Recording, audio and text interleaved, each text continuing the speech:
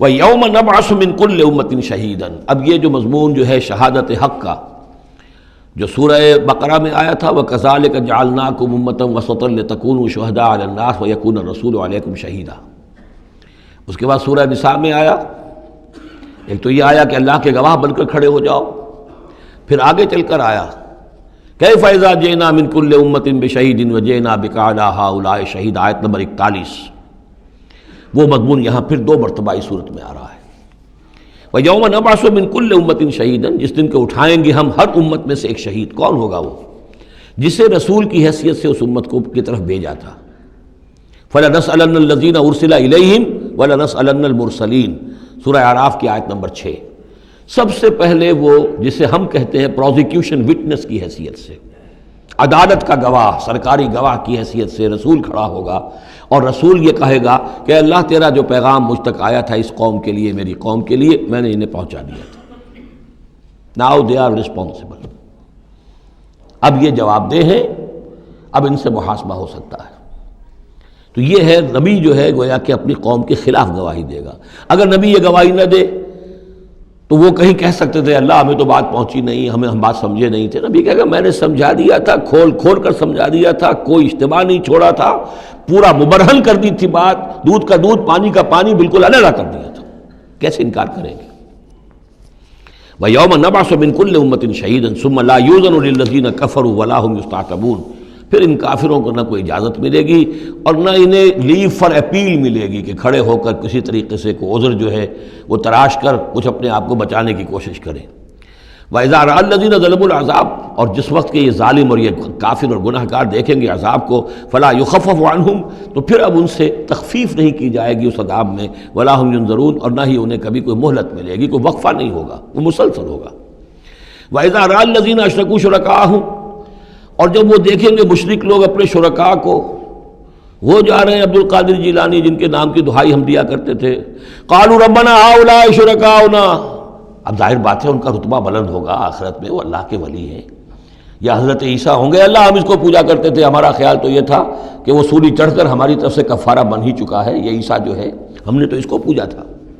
تو وہ کہیں گے ربنا هؤلاء شرکاؤنا الذین کنا ندعو من دونک، یہ ہیں وہ شرکاء جن کو ہم تیرے سوا پکارا کرتے تھے دنیا میں،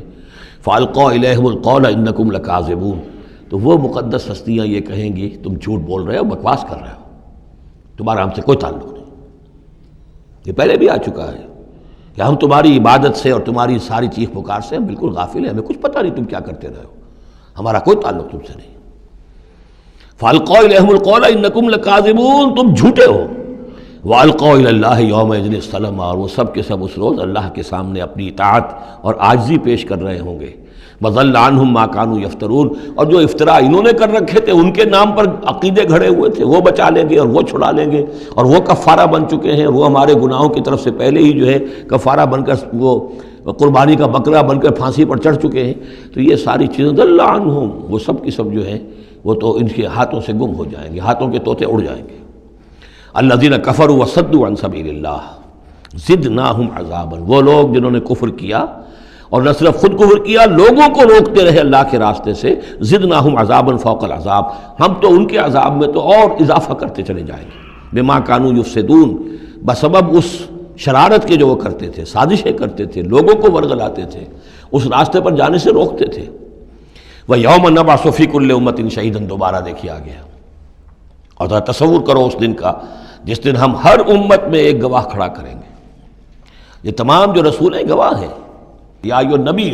انا ارسلناک شاہدا ومبشرا ونذیرا، شاہد شہید گواہ، اسی معنی میں سورہ مزمل میں آیا ہے، تمہارے پاس ہمارا رسول آ گیا ہے، جیسے کہ فرعون کے پاس رسول آیا تھا، فعصى فرعون الرسول فاخذناه اخذا وبیلا، لقد ارسلنا الیکم رسولا شاہدا علیکم کما ارسلنا الی فرعون رسولا فعصى فرعون الرسول فاخذناه اخذا وبیلا فکیف تتقون ان کفرتم یوما یجعل الولدان شیبا۔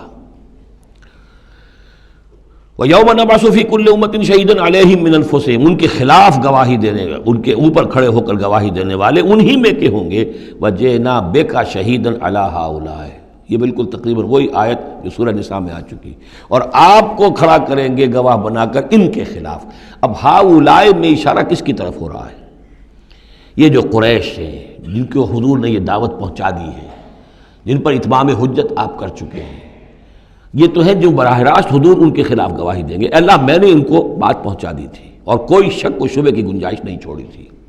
میں نے اتنے برس اپنی جان ہلکان کی ہے، میں نے ایک ایک کو پکارا ہے، علیحدگی میں جا کر بھی بات کی ہے، ڈنکے کی چوٹ بھی پکارا ہے، میں نے کوئی دقیقہ فرگزاشت نہیں رہنے دیا۔